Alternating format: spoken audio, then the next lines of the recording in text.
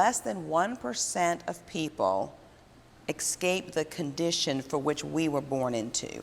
Wow. So, single teenage mother with 2 daughters in a third world country. The Who Do You Think You Are podcast is sponsored by Good Trip Inc. It's a super dope gallery with a super dope artist that owns it. Black owned, 416 South McDowell Street, downtown Raleigh. Y'all come through, check him out, tell him that SP the Writer sent you.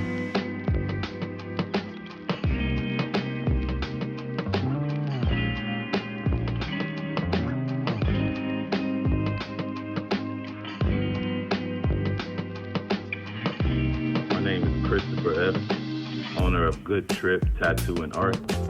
My passion is creating art, and there's no better feeling than seeing a happy client.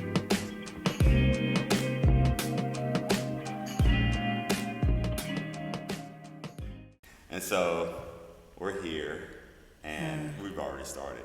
All right. Yeah. I just like this free flow. Yeah. I love learning about you, like that whole inspiration on the poetry thing. That's awesome. Yeah, and I'll show you a video once we finish and everything. I'd love to see that.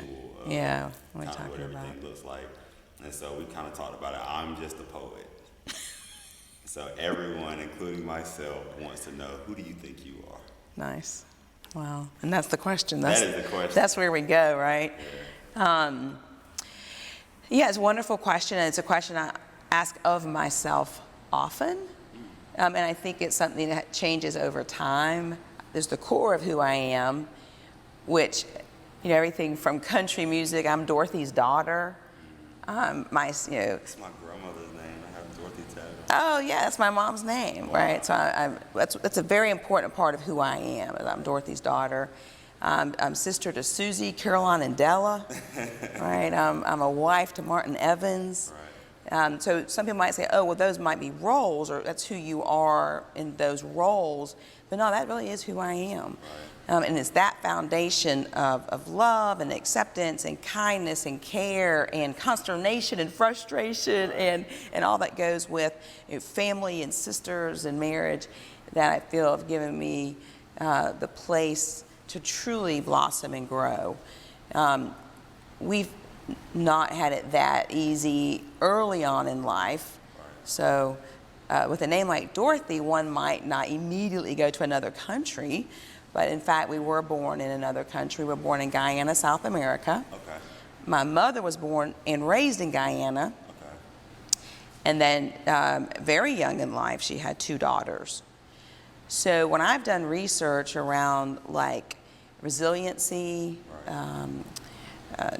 building up, strength, when I look at the numbers globally, less than 1% of people escape the condition for which we were born into. Wow.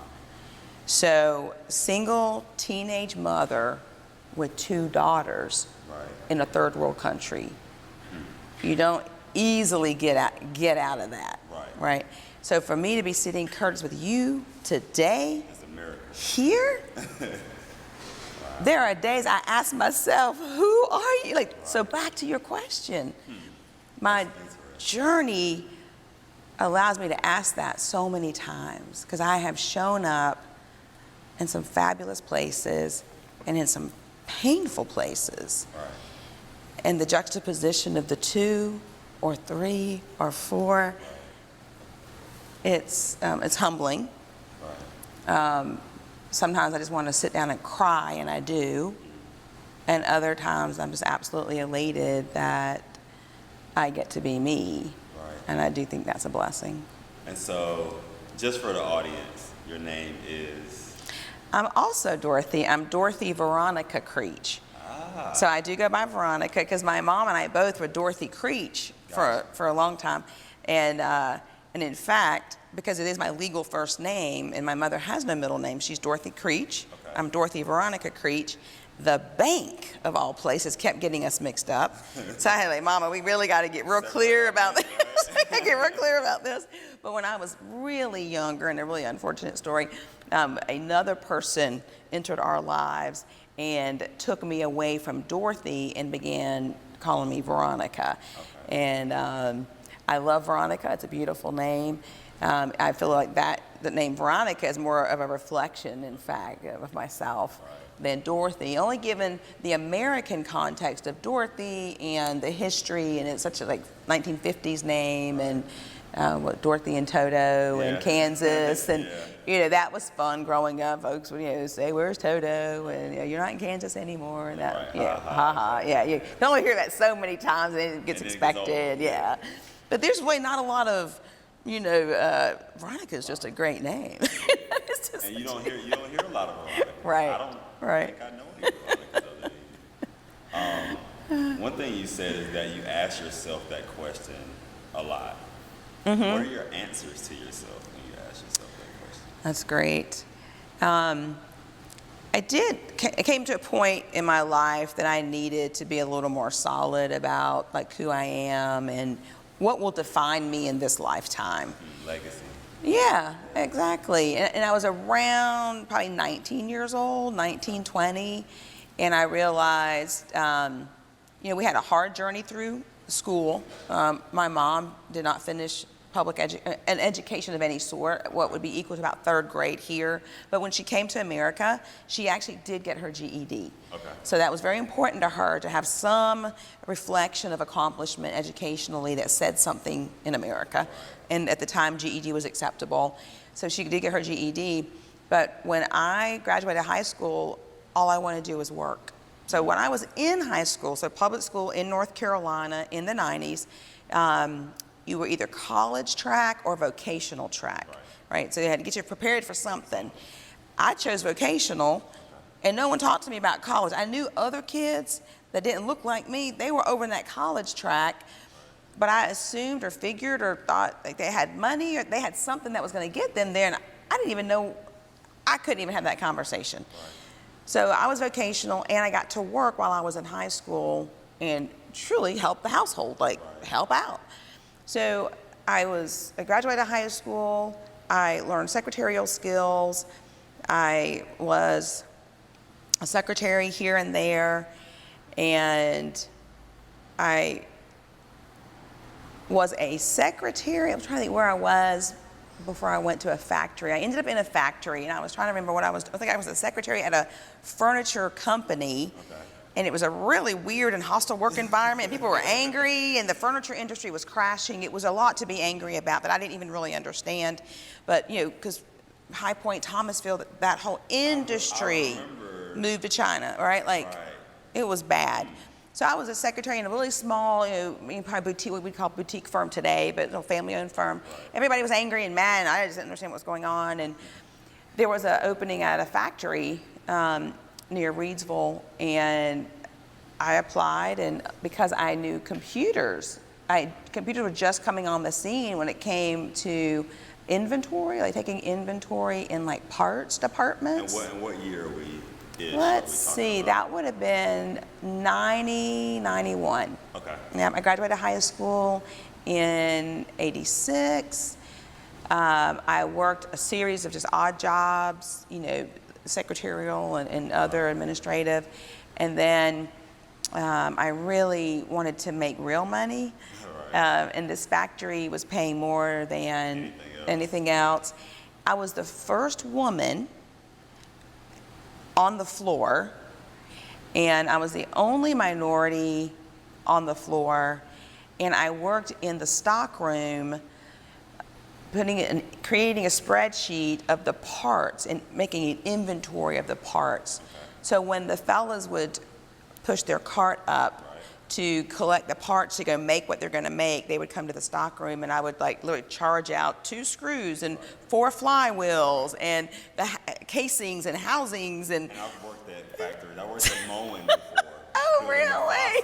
When I was in my 20s. So it resonates. Right. And I will tell you, that was such a defining moment that made me ask myself, I had gotten laid off of that factory job when Desert Storm, one of the operations came out, one of the 2 came out, and this company made machines that bent metal that made government tankers. Okay. And during one of those conflicts, the U.S. government, as was explained to us, decided to deplete their own inventory versus build new. That stopped the contracts. Yeah, it was over. That was it. Like, they laid off about 75% of our workforce. And that freaked me out so much, not being the only woman on the floor, not being, and I stress being on the floor because I thought, okay, people work in factories, it's a respectful body of work. I'm going to do good and work hard. But there were no bathrooms in the factory for women because women had never worked the floor before. So I would leave the floor and go into the office where there was air conditioning, and I'd go to the bathroom in the more air-conditioned, administrative part of the building. Right. And do you know some of the women in there were just totally incensed. They could not believe that someone from the floor was coming in and using their bathroom. Wow. So there were these two young black men on the floor in a different department. And I don't know how somebody told them. I don't know how we got to talking. And I said, fellas, I don't know what I'm going to do, but I can't go. I don't want that hostility. I don't want to deal with that. Right. And they said, well, you know the supply closet is actually a bathroom. I'm like, no, I really didn't. I didn't know that. I had no reason to know it. But I'm like, well, okay. He said, why don't we go clean that out? I was like, oh my, and that was just kind of the culture, the time, that it took these two black guys at my company to say, hey girl, we got you on this. Like, nobody should be treated that way. The organization didn't understand it. The women didn't understand it. Like, I couldn't like go to somebody and be like, what? I gotta go to the bathroom. 1990, what are we talking about? Right. So these fellas, they took me back there. They cleaned that closet out, and sure enough, there's a toilet and a sink, and they put like a little hand towel. It was the sweetest thing ever. And I thought, ooh, who am I? What is this gonna be like? Right. No, I probably need to go back to school. I probably need to go to college. Like, so that's what spurred. That was it. When I was in that place, I said, oh my goodness. And here I was, got laid off. I'm a person, I gotta have work. Like, it will send me in a tailspin. Anybody, right? Like, that's not unique in who I am, but it is definitely. Right. You need to be busy. I gotta know that money's, I gotta know that my rent or house payment's gonna get paid. That's it, it's security. And I can make anything work, but I gotta have something to work with. So we got laid off at the factory. It was a good, successful, 2 years, whatever time it was there. So then, the fellows were great. I enjoyed being on the floor. I enjoyed that environment. It was good. Right. Then I got laid off, and I got 2 jobs. I had to, because the pay that I was about to get, I was going back to being a secretary, but not just a secretary. I took a job as an assistant to a secretary, like a clerk to a secretary. Job you knew how to do. Oh my God. Right.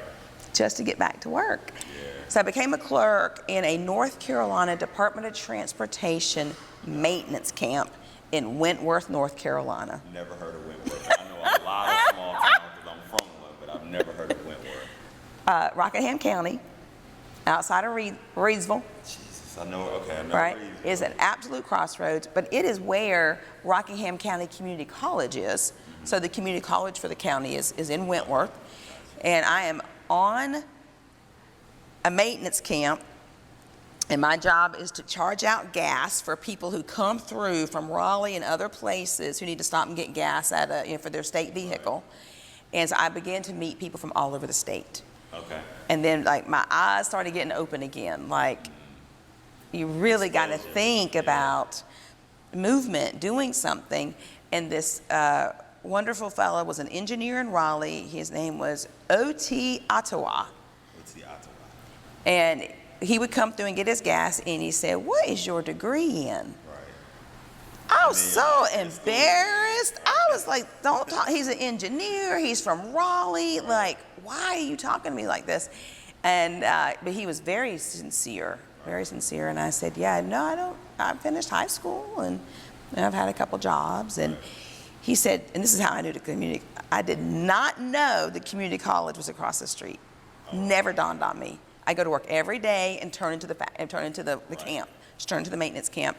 He said, Right across the the street. literally Like right there. in your front door, in your lap, like there. That's Right. So I said I wouldn't even know what to do. I just had this fear of even stepping on a college campus, and he said, "There's a book that outlines the courses that you could take at that college." And he said, "I'm going to ask you to go over there and get that book for me. Right. And then next time I come, I want us to look at that." So at least I had like a direction and a purpose. Right. And I could say, my friend wants it. Yeah. Not I need it or I want it, because that's too overbearing. Right? I was so nervous walking on that campus. I could almost cry. I was almost crying. But I found it. Where did the fear come from about stepping onto a college campus? Like, was that from your upbringing and not having certain things or being in certain positions, or was that something that was external from, oh, well, I'm not allowed here, or I don't feel right here? I think the first thing that you said is the functional. Gotcha. It was never introduced to me, never took a college campus tour. We didn't talk about this in high school. I chose vocational, therefore the school chose vocational. The people who were in the college track, they seemed like they were people that had money, and I didn't know how to bridge that. Like, I just didn't know. But I suspect the second part of what you said was really what I was carrying. Yeah. My family had no college degree. We had no one to talk to about college. I remember in 7th grade, I said to my mother, I was doing well in school. As a student, I was very studious. I enjoyed learning. I tried to stay committed to being a lifelong learner. And I went home and I said to my mom, we should probably start saving for college. Okay. And she said, there's no way. She said, Veronica, college costs so much. And my mom is so practical and very good with math. She broke it down for me like this. Right. Like, these are the bills. Well, she said, you can go to college for 4 years, and you will leave college with $100,000 of debt. It's about $25,000 a year. Yeah. Or you can graduate high school and go work for 4 years and make $10, $12, $15 an hour, don't have that debt, and in 4 years, you're going to be in a better place. Financially. And we were done. How old were you then? 13, 14, 7th, 8th grade. Was that a conversation? Was that an argument? Did it ever become an argument? No, it was very peaceful because my mom went and asked a friend of hers at that time. We were living in Houston, a whole different life in the 90s in Houston. It was, a lot of wealth, and we had left, small North Carolina, and we were in Houston, and she had access to various people, and she was a domestic. She cleaned people's houses, and so she could ask a lot of people a lot of different things. And she had a friend whose children went to college, and she asked him, because I asked her, I was like, Mom, we should start saving for college, and she's just like, oh, let me look into that. And she did. She asked her friend. She was just like, what did it cost to send your kids to college? If I try to start sending my kids to college, like, what's that going to cost? And that's where she got $100,000 from. He didn't say there's this thing called community college. Right. There's this thing called grants, because he was a wealthy person, particularly in our eyes, like that would have been considered, he was very wealthy. And he just paid for his kids to go to school. Right. And she thought, oh, that's how you go to school. Right. And that was just the end. That was it. She said, Veronica, I asked my friend, here's what he says. Here's the formula. Here's what I'm thinking you should do. Don't go in debt $100,000. Work for 4 years, and you'll be better off than somebody with a 4-year degree. Man, it's so important to get information from the right people at the right time. Right? Because if she had asked a different person that had said, oh, so yeah, they have grants, they have scholarships, et cetera, then that would I could have had something to work with different path, as well. Mm-hmm. But it was like that was settled. It was never difficult. It wasn't ugly or frustrating or argumentative or anything. And then when I got to high school, we were back in North Carolina. I actually went to high school in Thomasville, North Carolina. Okay. That's where I graduated. And I worked at the A&P the whole time. Probably my last 2 years of high school, because I was vocational, you get credit for working. Right. I worked at the A&P, almost full time. You couldn't cross 35 hours a week because that'd be full time. And I didn't want to lose my vocational, permission or whatever. So, I mean, there were times that I got Right there, 35. Yeah, exactly. And I was like, just punch out. And I might go work a little bit more. I just had to make sure. Yeah, so I worked through high school, and that money was important, and that helped me feel more secure. Right. So working made sense. It's crazy because in high school I did not work. Oh, wow. I Okay. worked the summer after my 8th grade year. Yep. And I remember my mom was like, okay, give me your money. And so, she took maybe half of it. And at the time, I'm 13 years old. I'm angry, So after that, I never wanted to work again because I thought my mom was going to take the money that you earned. You know what I mean? She's paying all the bills and cooking and cleaning. But I played basketball. Okay. And so that was kind of, I guess, my excuse. But then a lot of kids where I grew up at did not work. I have a close friend named Amanda, and I remember she worked at Bojangles, and she worked a lot. Yeah. And I used to be like, what are you doing?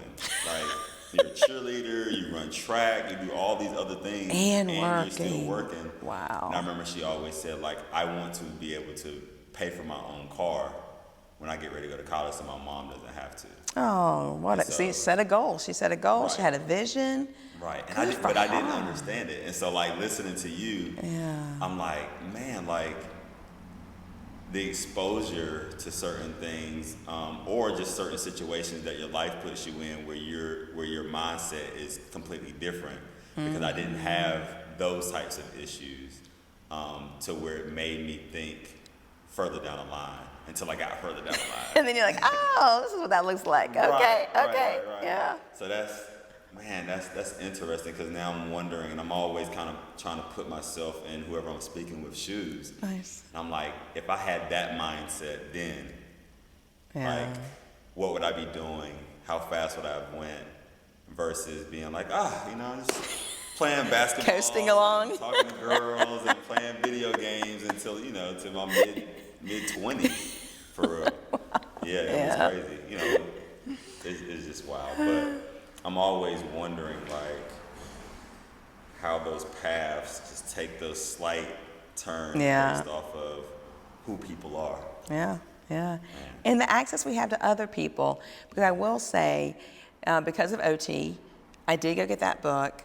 I did see a series of classes that I thought maybe, like English, I was good at English and writing. So I didn't know what the next step was. I had this book, and now I have these classes. I thought I could take some classes, and talked about an associate's degree, a 2-year associate's degree. And then there was associate's degree that can get you ready for the university. Right. I was like, like a college transfer program. So I'm reading about it, I'm learning about it. And I'm also charging out gas and counting, the culverts, the big round concrete pipes that go under driveways and roads. We kept that inventory on our campus, and I did inventory at the factory. Okay. So my job on this campus was take the inventory of all the state maintenance products. Right. So the big salt domes, how many tons of salt do we have? Are we ready for the winter? That's what I did. Okay.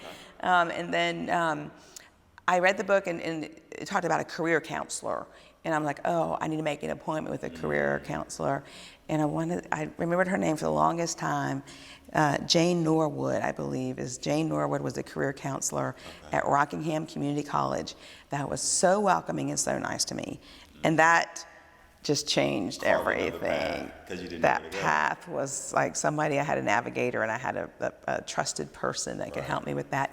But I will tell you, one of the moments that almost got me off that path, here's OT cheering me on. My economics is saying you probably want to do better than what you're going to be able to do in this path I'm going now. A college education is going to help. I get there, I find Jane, I've got a navigator, and then you take these placement tests that you sit on this computer and you answer the English questions and the math questions. And I went through public high school. I went through school. I actually had perfect attendance almost all the way through school. I did everything I was supposed to do. I did my homework. I studied hard. And I'm showing up at about 23 years old, not college ready. I didn't pass the basic entry You know, like I had to do, and they said the word remedial. Oh, you almost lost it. Oh my God, I was just like, how could that be? Wow. Right, because you've done all the steps That people told me to you're supposed to do, right? Like I did the things I was told to do, and probably more, working hard, like having all the good soft skills before the word soft skills was anything then. Very good student, and I show up and I take my placement test, and I need to do remedial math. I think my English was good. But I had 2 remedial, math or English. So I almost said, oh, there's no way I could climb this mountain. There is no way. People saying words like remedial. Now, that struck a chord with me because when I was in 4th grade here in North Carolina, in Southport, North Carolina, I went to one of the first integrated schools in Southport. Okay. I was one of the groups of kids that had one of the first black teachers in the 70s, of all things, non-black kids that right. We saw black and white teachers. So by the time I was in 3rd grade, I had Miss Eccles, and she was so wonderful and probably kept me more engaged and saw me more as a student and individual right. than the teachers I had had coming up to that point. But by the time I got to 4th grade, they were concerned that my reading skills were off, and they probably were. I don't think anybody made it up. But at the same time, me and the only 2 black kids in my class, we got called out for being remedial. We needed to have help with our reading. And what the system did then was, so maybe every Tuesday and Thursday at 1 o'clock, the remedial kids had to get up out of main class, our mainstream class, and go over with what they call the dumb kids and go take these classes that were to help us get on track. Gotcha. The theory and the support is absolutely probably from the best that we could have done at the time. The implementation of it is a little ostracizing. Yeah, embarrassing, like it already tracks you something. The way other kids see you, the way other kids interact with you, how you see yourself, what you think your path can be. So I suspect when I was sitting in that community college and Jane said, we've got to like remedy some of this remedial, or I just heard the word remedial and I was back in 4th grade, like that dumb kid in class, just like, so I got through my reading, and by the 5th grade, I was an advanced reader. So I was in a different school system too. I was in Texas by that time. Gotcha. So there were a lot more brown and black people in Texas at that time in the early 80s, late 70s, early 80s. So I don't know what happened. I don't know, was I remedial? Did I need the help? All you know is you caught up to I did. Right. So I'm sure that the interventions helped, and my classmates and I that went to those remedial classes, we became good friends and kind of took care of each other. And we just we'd beat people. We wouldn't fight, but we would be like, don't call us dumb. We will kick your butt, So it made you stronger in other ways. It kind of gave you courage in ways that may not have been developed otherwise. Right.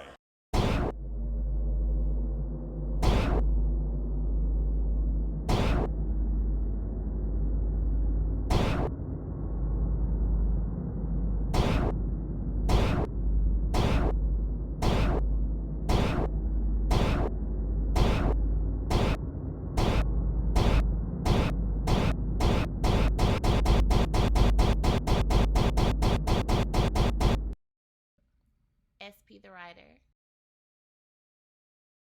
So then I took those classes, those remedial classes at college. I got on track, and then I finished an associate's degree at the community college. Okay. I went on to UNCG, and now I'm beginning to identify who I am. Now I'm starting to see, I'm rocking and rolling, love and knowledge, love and learning, meeting people. I remember, and this is a cultural thing, and we all got to grow through, but by the time I got to UNCG in the social work program, I got a scholarship. Okay. So I didn't have to work. It was the first time. I was going to ask you about a first. I was going to ask you, we're going to get first, and so that was the first time you did not have to work. And I called my mom and said, can I move home? I want to finish my degree at UNCG. Right. And by this time, I was a secretary at UNCG. Right. Here's your coffee. All right. Thank you so much. So I was a secretary at UNCG. I kept falling back on those secretarial skills. Right. So I left Wentworth as a clerk and promoted to a secretary at UNCG, all in the state system. Right. And I said to my mom, like, I could do this college thing. It's looking very favorable. Right. Like, I graduated the community college. I got 2 years in front of me. I could do this. Yeah. And Mom said, honey, I love you. I'm going to tell you, don't quit your job, but I can't have a lazy daughter. I never let y'all be lazy. I never let y'all get away with that. I'm not going to do it now. So if you move home, you're going to pay rent, you're going to do everything else. Right. You know, however you make your money, and if you think that's college. She just could not. But apparently it sat with her long enough because, again, she turned to her friends. Right. And at that time, my mom in America worked as a domestic and in the kitchen most of the time. Right. But she turned to one of her coworkers that she respected, her boss at the Presbyterian Home of High Point, and talked to Fanny about if she should let me move home or not. It was on her mind. It was on her mind. She just couldn't come to peace with it. And this is how, remember, my mom gave me that formula in 7th grade. Right. Fanny gave her this formula. Okay. Fanny said, now, Dorothy, your daughter's young, and you're a little bit older. My mom actually were very young. My mother's only 17 years older than me. Right. And you're only going to get older. So the more education she has, the more money she makes, who's going to take care of you? Right. And then it was like, my mom saw herself in the formula, and she just called me back, Veronica, now, okay, let's talk this through. Right, right. You gotta change your heart over here. Right. Once people see themselves in this place a little more, then things open up. And I moved home. I did not have to work my last 2 years. I was able to get scholarships, grants. I did international courses. I went to our School of Social Work as a joint program with North Carolina A&T. Okay. And it's wonderful, the UNCG, North Carolina A&T Joint Social Work Program. So we were able to get a cohort of students every other year. We would go to Glasgow, Scotland, and study at the University of Strathclyde with their social work students or human services students. Wow. And the off years they came here. So I was there in one of those years, and I was able to go. More exposure early. Oh, Yeah. man. So I want to ask you, like, so not working, but obviously you have all these other wonderful things that are going on. Were you itching to work? You know, I made just a no. I'll be honest, Mama taught us really good how to handle our money. Gotcha. You know, and it was she never came from a place of, if we only had a little more. It was, look how good we're doing what we got. Yeah. And that was the mindset. We were no victim of the economy. We weren't a victim of other people telling us what we could or couldn't do. It was up to us to maximize what we had, right? So I can't remember now what my scholarships were, but all through college, once I stopped working, I lived on about $1,000 a month. Okay. And I never went without.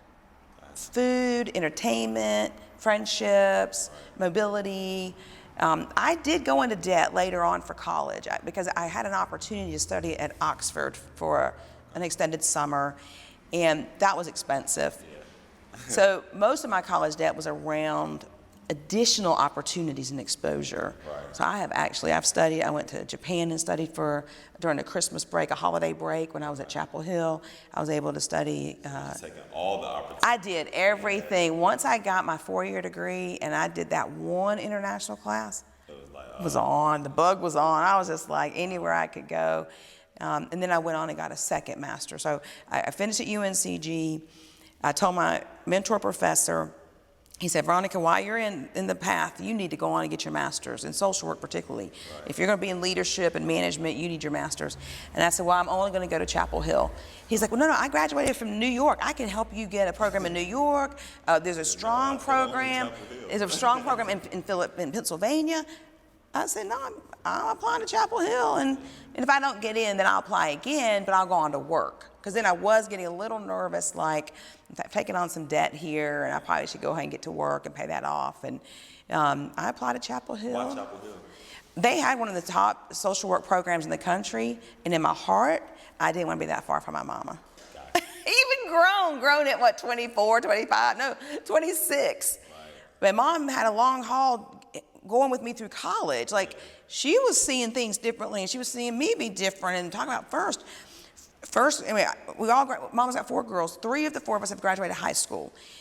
2 went on to college. I'm the only one that went, as far as associates, I have an associate's degree in dental hygiene, and she just has a wonderful career in dental hygiene. And that's what she's always wanted to do, and she did it.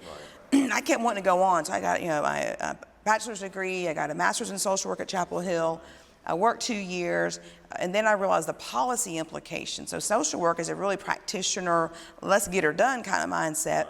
We needed some policy stuff, like to really change populations and access for people.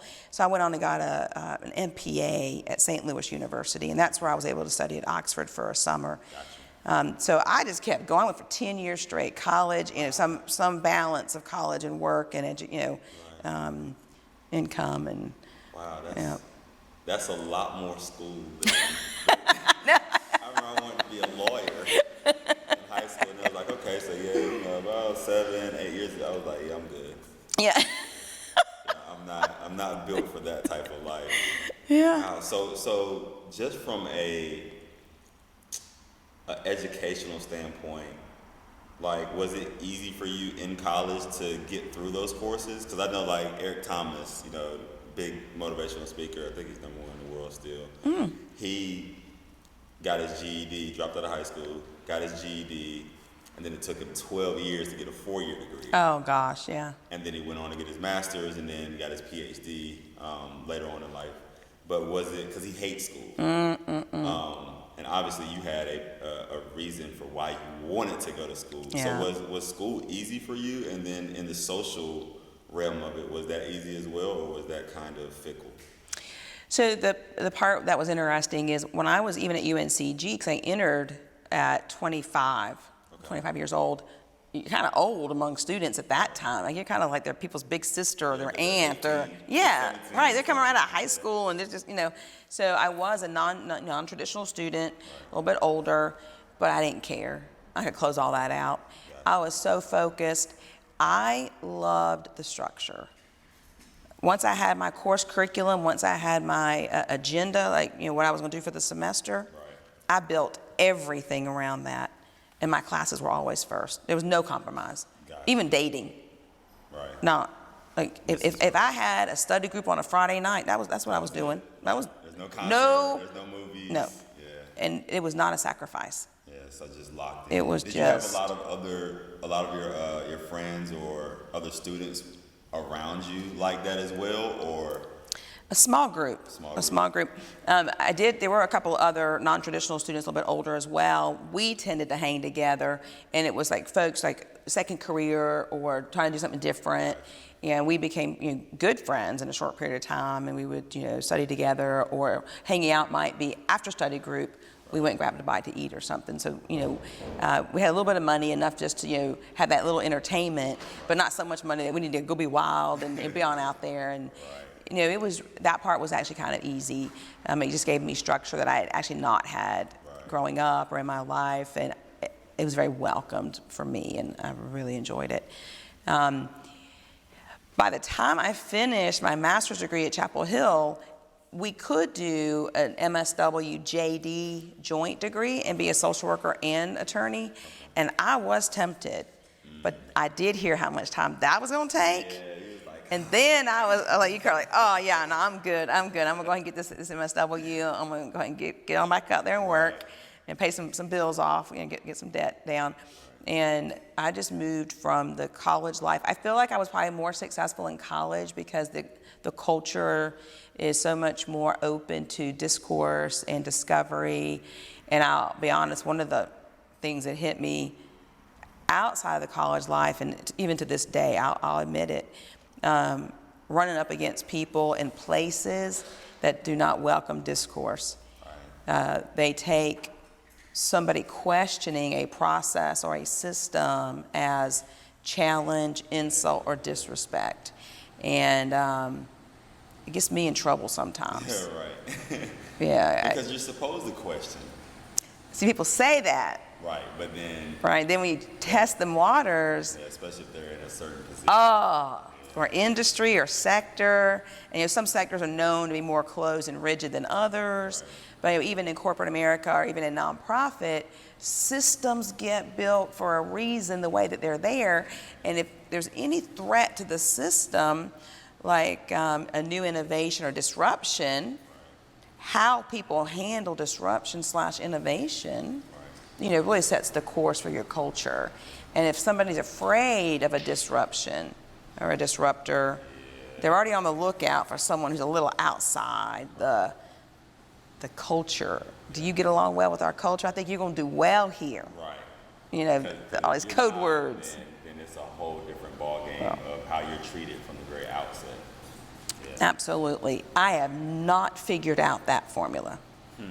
And that is, I think I'm okay with it, but there is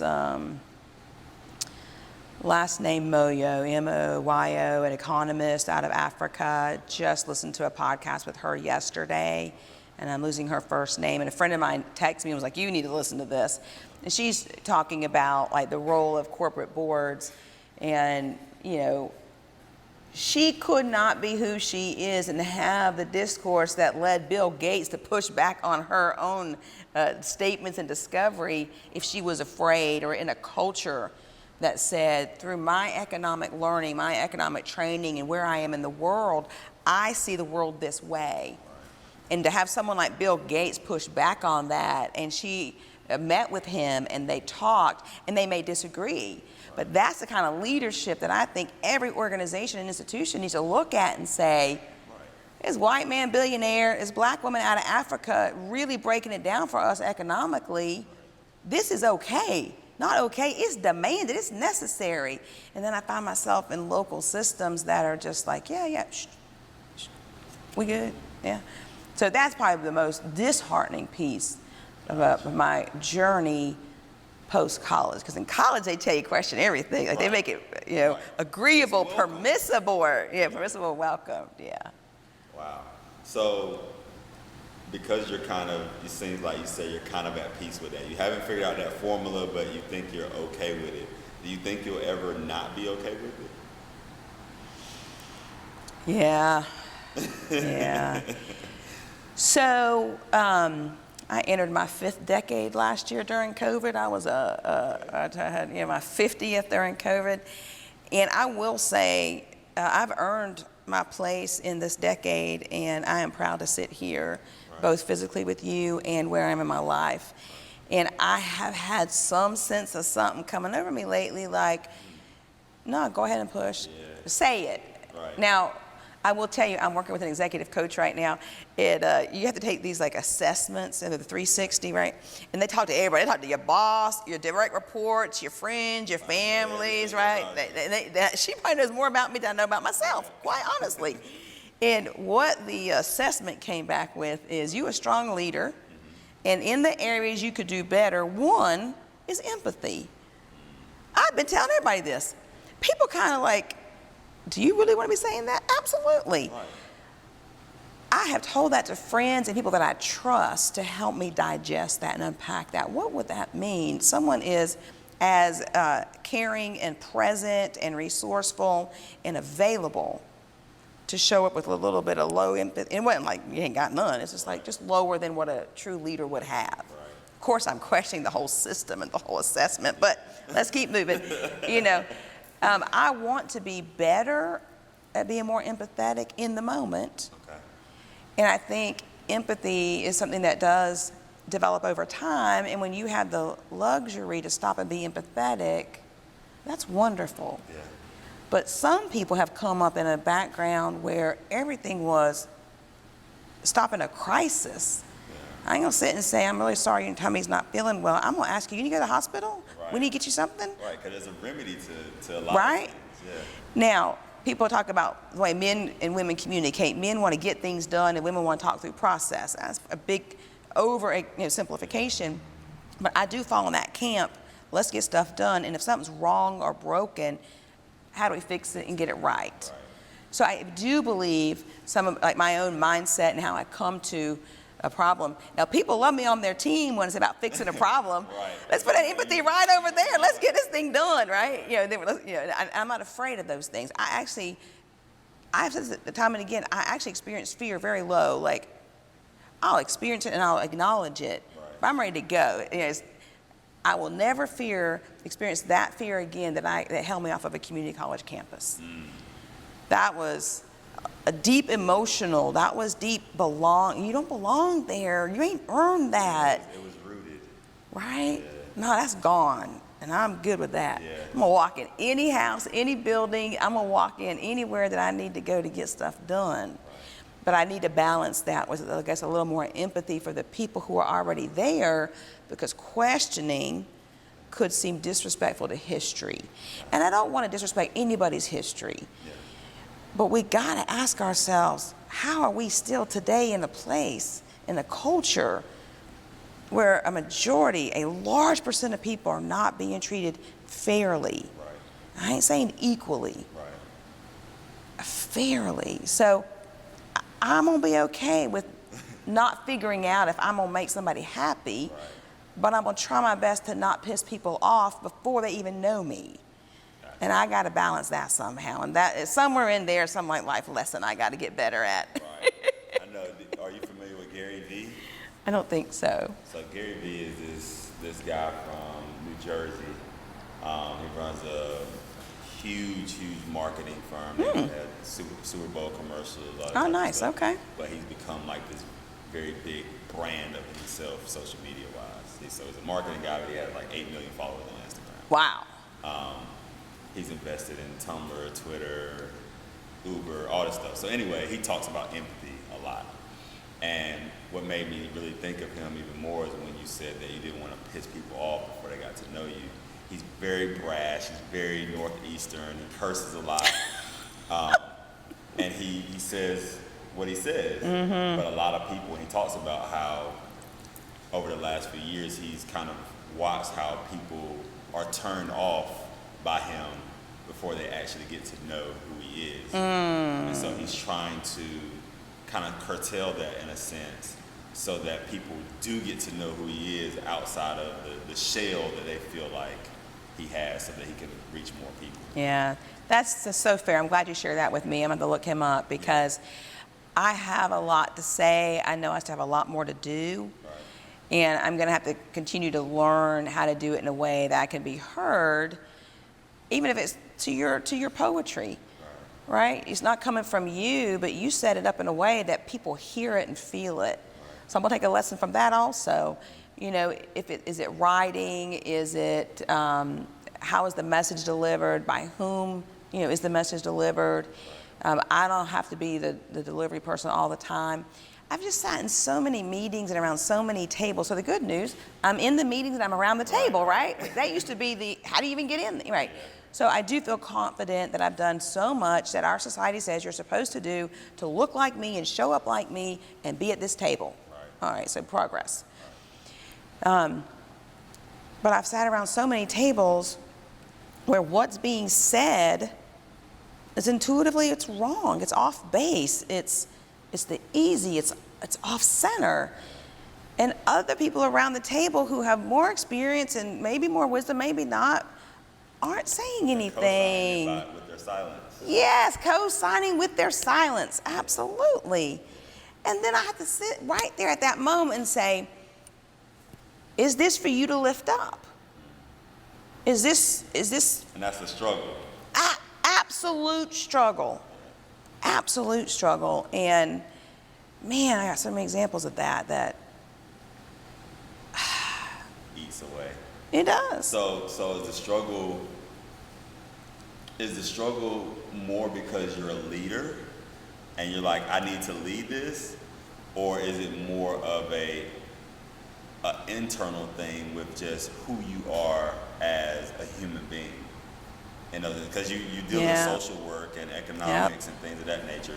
So is it more that, or is it more of just, I'm a natural born leader and so I got to take the reins, or is it? No. So my sisters might disagree about having to take the reins. I'm second oldest, but I do feel because we had so many challenges growing up, I took the reins. My mama, for better or for worse, 32 years sober today, but that clearly wasn't always the case. And she has really grown a lot and has led our family to some great places. So totally am there. But there was time before 32 years that someone needed to take the reins. Right. And I did not know when I transitioned from having to take the reins from not having to take the reins. But that was a long and slow transition. Right. I needed to drive. I wouldn't drink. I had to have my own car. I wouldn't ride with other people. I needed my own money. I only sleep on couches. I won't sleep in a bedroom. If I need to run, I need to know where the door is. Like, I was in. Very present. Yes, we were in survival mode way more than children should be, and it's not, it's not unique to us. Many families, for their own reasons, had those experiences. Undiagnosed bipolar, active alcoholism. There are things in households that people just don't see or know. Today, I sit next to you. I sit around a boardroom table. I sit with my colleagues, wanting to support them with the reins. Right. You got the reins, let me support that. But if you about to drive us off the cliff, I'm not supporting that. that's right there is where I struggle. And I'm not going to use you as an example because that's just not even who I know you as. In the workplace, we have got people who are leaders or been designated leaders who have the reins, who will go a direction that no one's questioning because it's comfortable. That leader knows that direction. It's the norm. It's not disruption. Now we got a whole body of research. It's not me. That says otherwise. That says otherwise. Turn right here. And I've read, understood, and now digested. The struggle is, what is my responsibility of knowing? Right. Say, don't say. If you say it, how do you say it? How do you take care of other people? And that must be this empathy piece. How do you take care of other people's ego and history and leadership in a way that says, I know you are going in the way that you think is best and right. And have you possibly considered this? When people talk about privilege, and white privilege is to some people the ability, the privilege of knowing it's not because of your skin color is why you didn't get a job, or the privilege of knowing it's not because of your skin color that someone's going to push back on what you're saying.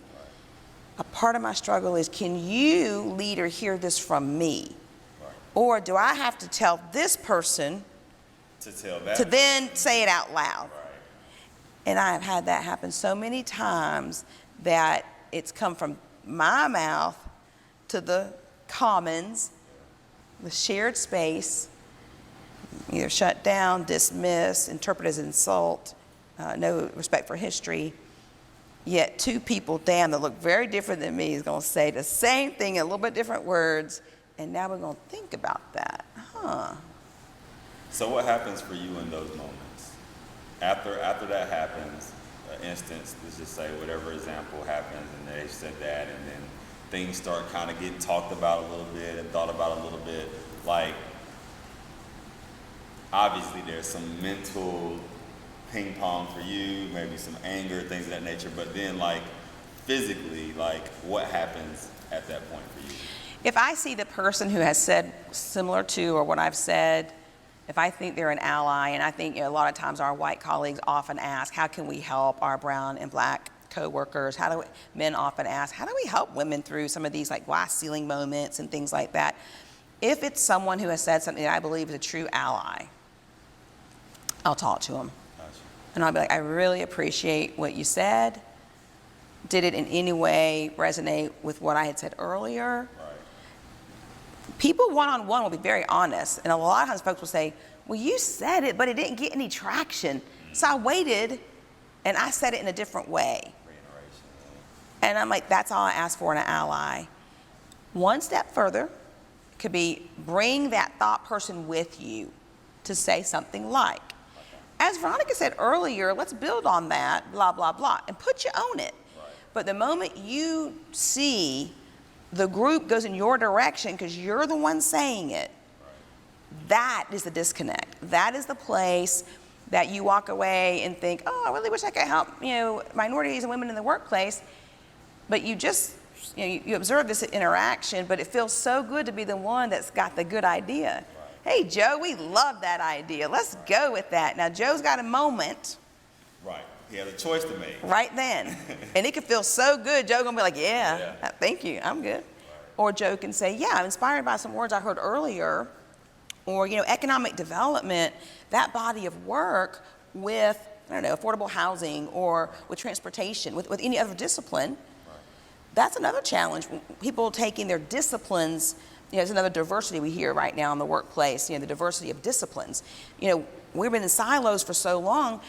No one discipline is going to solve anything meaningful. Never has. So how do we continue to encourage people across discipline to talk, collaborate, compare notes, and push back? Right. Ask for clarification and clarity. That's interesting because I have a friend who's a black lady that works at a bank, a pretty large bank, and so we've had conversations recently about her having certain ideas. And then when she passes those ideas along, it's like, hey, I could head this up, then it's taken from her. And then the credit's taken. And so now she's at a point where, and I know she's going to see this, and so hopefully she'll get something from what you were saying, but it's at a point where now she doesn't want to give those ideas. Oh, yep. Because every time it's like, okay, I got a great idea, this is going to help people, and then it's now her name is nowhere on it anymore, and it was somebody else's idea at that point.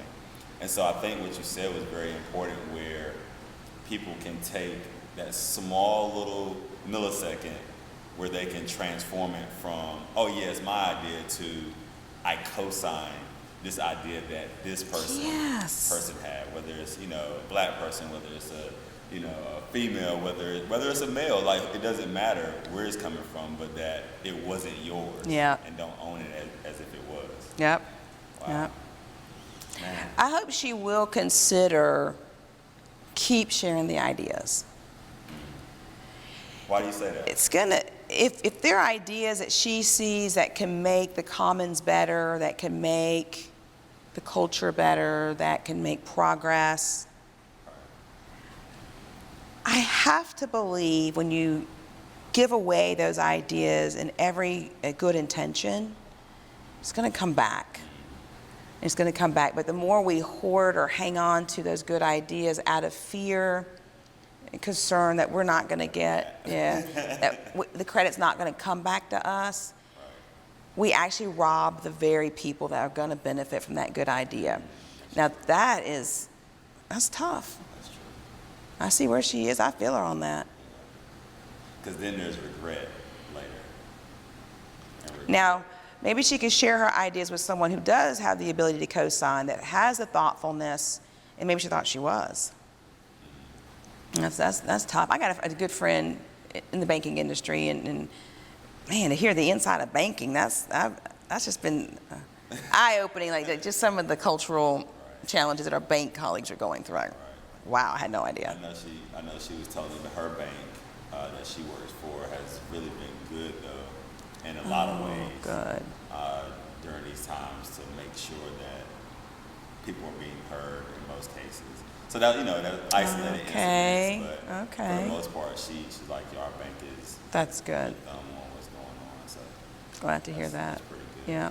So all this college, right? And then you move into working. Mm-hmm. And so a little birdie told me that you made it all the way up to DC. Mm-hmm. Mm-hmm. So without going too much into that, how did that path kind of get you to the White House? Yeah, so lots of fun, right? So as I was coming up through school, and it's particularly policy, when I realized I wanted to have more policy and got my MPA, I realized that most policy is set at the organizational level, like in the C-suite, or if it's in an organization, or in the state, it's set at your state capital, high level national organizations. well, national organizations almost all have some presence in DC because national organizations are the ones that are either advocating or lobbying for, right, that change, that organization, the healthcare, child welfare, health and human services, billions of dollars being spent every year to eradicate all the ills that we face every year. Right. So, how do you set policy to direct those dollars in a meaningful way? So, at 40, I was just with the company, finishing up my 4th year, and I thought, I went to college for 10 years, I was working, I was moving and grooving, really enjoying it, and I was beginning to feel a level of burnout that I didn't know what was happening. I wasn't feeling well, I was tired, I was feeling sad about some of the things that we were seeing in society as well as like in my workplaces and stuff, and I was just like, oh man, I gotta do something. So at 39, when I turned 39, I said, oh, why don't I save up for this next year? And then at 40, in my 4th year at this company, I'm gonna take a 6-month sabbatical. Okay. And I'll just, self-paid, I'll walk away. Told my company, we planned it together, like it was really well received, and it was a very progressive company out of Denver, and I worked in the Southeast, but the company's headquartered in Denver. And I'd been reading about sabbaticals, and I was trying to find a paid one. But a paid sabbatical, they want you to work. I'm like, that's exactly the whole point of the sabbatical. I don't want to work. I am not going to work these 6 months. Right. So I did. Every month, I just skimmed a little off the side, all of a sudden, and I saved all my living expense for 6 months, and I had that set aside, and all my bills on auto pay. And the 4th year, and the next year came up, and I left the organization and just came back home full time. And I had a friend in Thailand. And I enjoyed, I didn't get to see him the whole time he was there, so I went to Thailand, I saw family, I really did some soul searching about, did I want to stay in the nonprofit sector, nonprofit public sector, did I want to try corporate? I was going to go back to work, I just didn't know where or how. And I thought, DC, because if I'm going to do any of the above, I've always been told if you could do it well in DC, you could do it anywhere. Yeah, so I thought, oh, apply for jobs in DC, and I did. And I told myself, if you take the 6-month sabbatical, like you need to get back to work in 6 months. Right. Literally the week that would have been the 6th month, I had a job offer. Wow. And I was like, man, it was so meant to be. So it was right on time. All right. So I packed up. I was living in Wilson, North Carolina. Okay. I packed up, and I don't know what kind of intervention this is, but I was getting really zen with myself and my life and my health. I was getting back on track. I was in my 6th month doing yoga 2 or 3 times a day, doing yoga in Thailand, like just really getting, just loving it. Like, this is refreshing. This is a sense of balance I had not had in quite some time. So I have a yoga studio at the YMCA in Wilson, North Carolina, and I leave my yoga class and tell my yogis, my little friends, hey guys, I'm going to head to DC and I'll be back visiting, but I don't know how long I'll be gone. I leave the Y, I'm completely in my zen, and I'm headed home. I'm between the Y and my house, and I am in my head thinking about packing my car and like what I'm about to go do and get on the road. And I'm driving, and all of a sudden there's these 2 vehicles in my peripheral vision, and they're both moving, and I'm in the middle of an intersection. And I'm just like, what is happening? And before I had a chance to do anything, this truck is just smashed my car. Driver's side, I'm just like, I don't know what's happening really. And then my car turns, and he's trying to get away. We didn't realize it at the time. I mean, I didn't know what was happening at the time. So I guess they call it a T-bone. Yeah. But he got the front of my car, and instead of stopping, he was going to try to get away. And he took my car, and it shoved it into a telephone pole. So I got this impact, and then I got that impact. And it was the front with the telephone pole that it shot my airbag out. It threw my arms back, my console. I didn't shatter. I busted my elbow, and I could feel it at the time. I was in a whirlwind. It was just the craziest thing ever. And the glass is everywhere, and things finally calmed down. It felt like a long time, but seconds, I'm sure, not even a minute. And I'm about to pass out, and I'm not going to pass out, and I'm talking self-talk, like, stay awake, Veronica, deep breaths.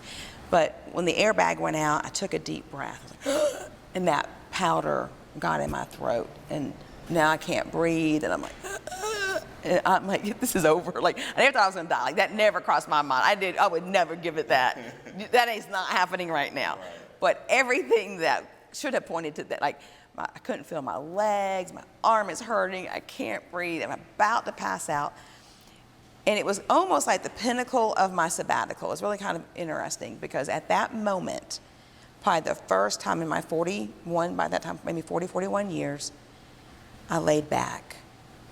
And I said, there's no reins to take. You can't do nothing about this. And you need to be okay with that.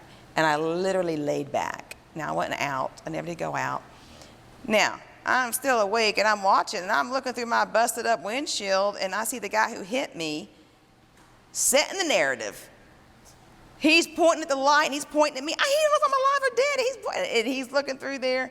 And in my head, I'm like, I don't have insurance. So I'm like, I didn't have health insurance because between jobs. I was on my way to my new job. I'm laying there, I'm looking at this man setting the narrative, and I don't know if I can breathe or not. My arms hurt, and I can't feel my legs, so I don't know if they're there or not. And this lady comes and opens the car door, and it's a friend, and she's like, oh, it's you. And like in a moment like that, you can't remember people's names, and I'm like, yeah. So she calls a friend of mine, the ambulance come, they take me out, they had to cut me out because the door was all smashed in. They put the thing on your neck, and they put you on a board, and you put you out sideways. It wasn't I couldn't feel my legs. There wasn't nothing wrong with my legs. My legs were just fine. Okay, Ricky And Bobby. then I thought, I'm severed, like it's something bad. And then it's like, it ain't nothing. Right. And so I broke my elbow. So I broke my right elbow. I was sore, all that stuff. And I'm going to D.C., man. This is not stopping me. So I called the new company, and I'm just like, guys, just had a little fender bender and a big deal, but I'm going to be delayed. Right. Kind of get a week to start a week later. And in that week, Mama came, was at my sister's house, and took care of me, and drank tea, and got me back on track. But I get to D.C., and I'm really set. Like, I'm ready. Like, I don't know what that moment was about, but I'm trying to be okay with the car wreck, and it totaled my car and all that. So, a friend of mine drives me up and gets me to my apartment unpacked. But then you don't need a vehicle in D.C. Right. So that was very liberating. So I went 4 years without a vehicle. Through my work with a nonprofit called First Book, it's an education equity organization, and they bridge brand new books and high quality educational information and resources to Title I and low income areas, right. YMCAs, Boys and Girls Clubs, things like that. So loving what I was doing, just absolutely loving it. I got to meet, at the time it was Arnie Faggy, the Secretary of Education, Arnie somebody, I'm just losing his last name. And then I got to meet David Johns, who was part of the White House Office of Partnerships. And when the Secretary of Education was launching a new policy or a new program, they would invite folks from the education industry or world to come into the White House and hear the presentations, hear the launch. And I just remember getting an invitation to be a part of the briefing, White House briefings. And I just thought that was the biggest thing ever. And why you go to DC, because then you get these briefings in real time that we should go back and tell our networks, hey, the Secretary of Education has rolled out, outlined this priorities, this process moving forward, and then we were to share that with our networks, and that's really how the federal government relies on getting the word out as quickly as possible. So I was in line, outside the White House, and it's really when those briefings, it's not the actual White House. There's the executive office building. At some point in history, I actually toured the White House in high school, the actual White House, so as a field trip. But somewhere, probably post 9/11, they quit taking the tours in the White House, and everything is really a lot more aligned with the executive office building, right there on the same grounds. So I attended a few of those White House briefings. I got to help people get prepared for the briefings and submit policy statements and things like that. Right. So then my husband Marty and I were just talking about this recently. So when Eric Holder was the Attorney General, right. and we were seeing a lot of unrest around the country, Michael Brown in Ferguson was just killed. Michael Holder was going to lead the investigation, but lead the checking into what happened, investigation. the department, his office also called a bunch of people to participate in a call that was like not media, but just like practitioners.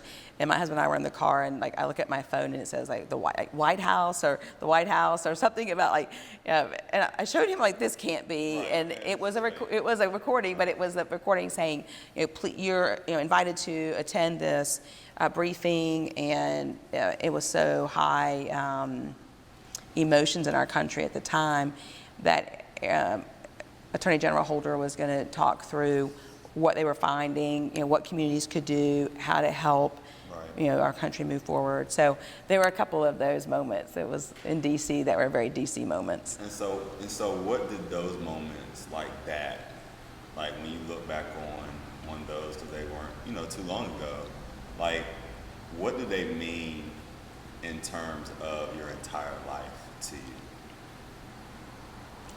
Those were places that I would stop and say, I have no idea how I got here.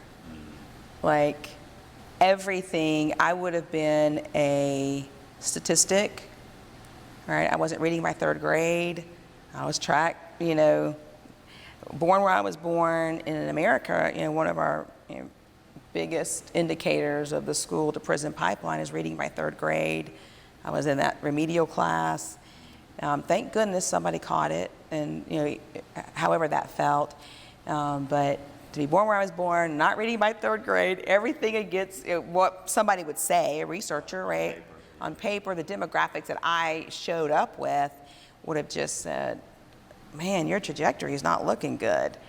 And then for me to literally like be in a place in DC, in these White House briefings, using that policy to inform what we were doing at nonprofits, it was freaking amazing. Like, I didn't join the military and thought about it a few times, but I did decide when I went to college, like that would be how I would give back service. And I wanted to be a missionary at one point. I was 12, 13 years old. I thought, well, maybe I'll be a missionary. And I didn't want to carry any one religious banner. I just don't feel like that was the right message either. So then I learned about social work, and that's really why I chose social work. I just felt like I could do like mission work or from a good place without having to be a religious movement.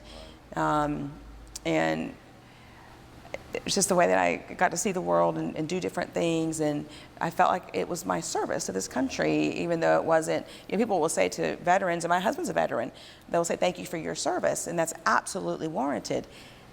I see social workers and I want to say thank you for your service.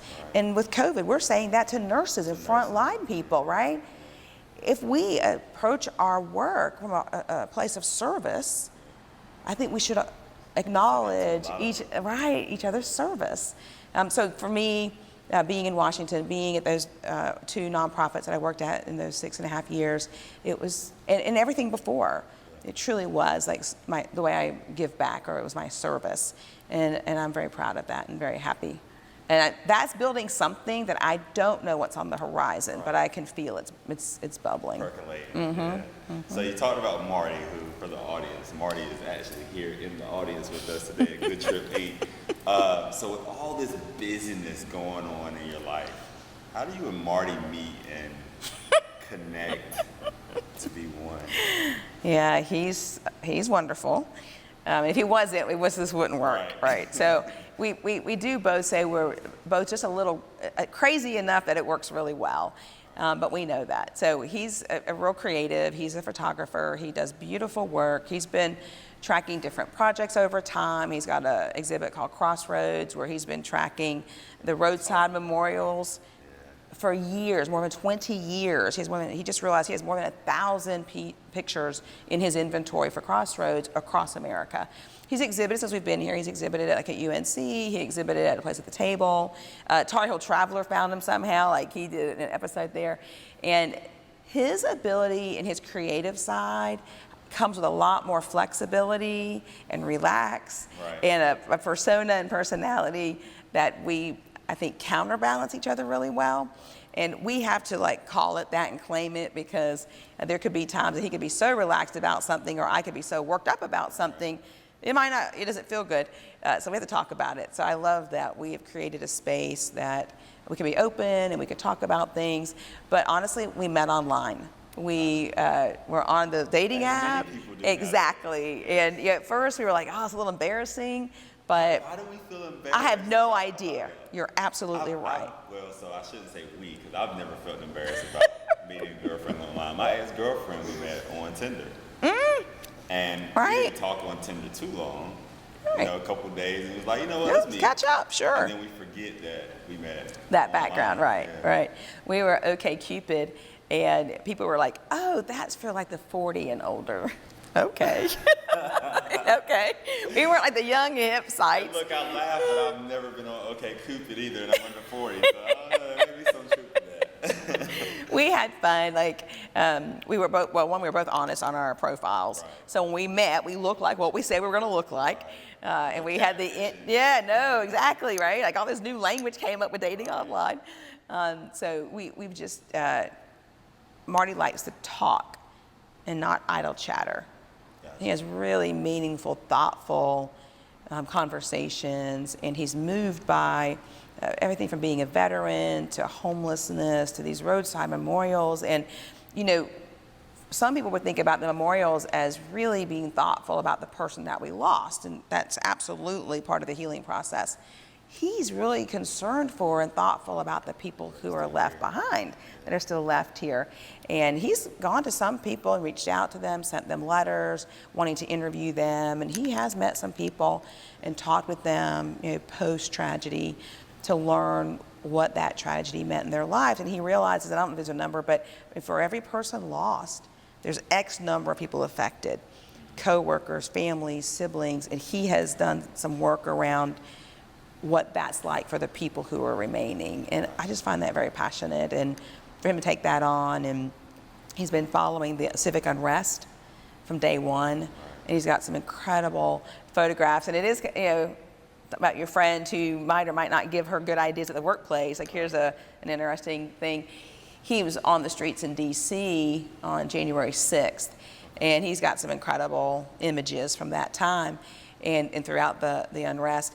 And he has shown me pictures that made it on the front cover of, you know, Time or News or whatever publication, and then he showed me his images.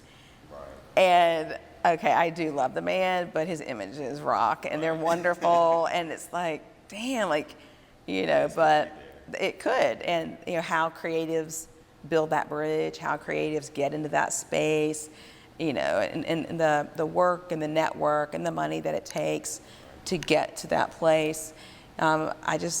He's passionate about it, and I'm passionate about that and that work. So we've made room for me to be, you know, very data-driven and well-tied and career-focused. And we've made room for him to be, you know, thoughtful and kind and creative, and somehow that balance works. Yeah.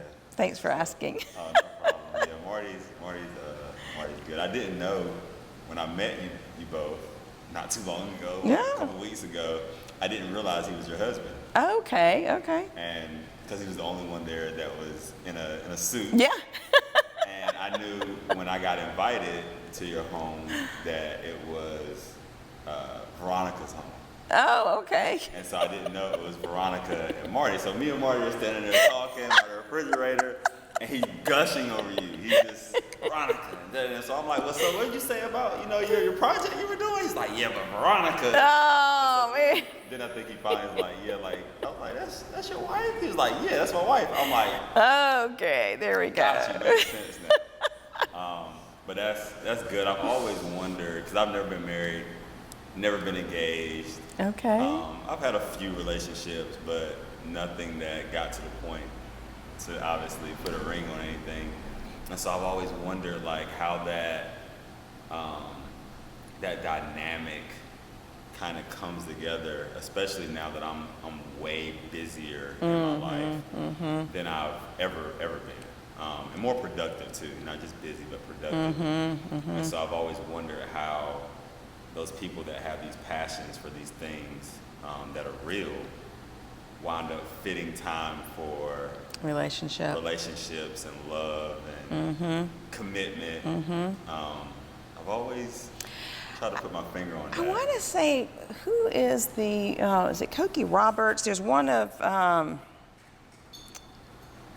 I don't want to quote the wrong person, but there is a very internationally well-known media personality, and she and her husband have been married, it was 40 years back then. So, and I think she's the one that first said it before I ever felt it, but because I had read her reference, I'm like, oh, that's what it is. When you find that person and there's that commitment, it often actually brings more time and more capacity into your life. Because one, you're not dating, you're not out there dating. How we address the world, our focus is just different, right? We check in with this one person.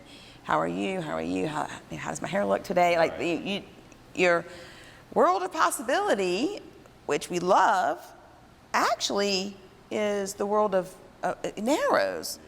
I like food to be this possible. Right. I like travel to be like very broad and open. Yeah. But in my love life and in my spouse and in my soulmate, I like that to be very narrow and specific.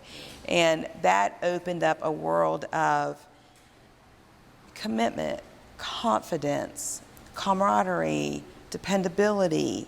Marty is very punctual, as you saw today. We showed up. I would be here on time, maybe not that early. But he is great about, I think something in the military, or particularly in the Marines, is if you're 5 minutes early, you're already late. Like, he says that. Like, I'm the same way as you saw. I was here before y'all got here. Yeah, so that, to me, that life partner or even partner commitment brings with it such a world of freedom and openness and care and dependability that when you don't have that person, it's a possibility, but you're often either you could be looking for, or maybe it's just not even on your radar. No, I'm so productive right now, I'm not even looking, but then you run into somebody, or then there's this, and your friends are trying to hook you up, and all these things going on that I actually honestly have found being in a like loving, committed, mutually caring relationship actually brings more capacity to both people. Gotcha. Things to ponder. Yeah. This has been great. So in the beginning, I started off with asking you, who do you think you are? And now, I want to ask you, who do you think you will be? You know, even at 50, yeah, I probably can't answer that with a level of, okay, talk about being open again. Right. I want to be open to who that could be. I might know more about who I'm not. I'm not someone that has to take the reins, for example. I am someone who enjoys lifting up other people's leadership, thoughtfulness. I am someone who likes discourse. You know, I will hopefully grow into a more mature type of professional that can engage in discourse in a way that's like loving and respectful and empathetic and all the things it has to be heard. But I don't know how that's going to look. I'm really open to a lot of things, and one thing I've not talked about is I do have, and of course you got to have a creative side to land where I've landed based on where I've come, but how that looks in production or tangibly, I do have little art projects on the side that I dabble with and enjoy. You know, I need to get and create more creative space for myself. Gotcha. And be okay with that. Of course, in that creative space, I have to also be okay that I'm not making money during that time. And that's okay. So that's the practice portion. Yes, yes. And you know, do I read a news article that affects economic development that'll make me a better practitioner at work where I make money? Or do I sit here and watch this fabulous video on how to blend colors in a way that I've yet to take on to enhance something that I might create? So I'm not balanced in that regard either. And that's a place that I do see myself growing, is being okay with not everything I have to do has to have a dollar sign attached as far as value. And that resonates. Yeah, yeah. So I do like what people, I don't like the word the hustle, but I guess I am, right? I'm kind of in the hustle. 16 years ago, I started a very modest and small real estate portfolio that we still manage today. And in fact, Marty's our property manager. So we've got a couple apartments, a little bit of, you know, commercial real estate, that was the retirement plan back then when I invested in it, because I just knew our whole economic system was going to deplete and there would be no retirement by the time we got there. So I wanted to make sure I had some kind of what people call passive income. There's nothing passive about real estate. Nothing. That's a hustle right there. Exactly. So between my little modest real estate portfolio maturing to almost 20 years now, a lot of that's kind of taken on its own life. I've got a few more years in me working for other people. I don't know how much longer. Like, I don't know what that's going to look like.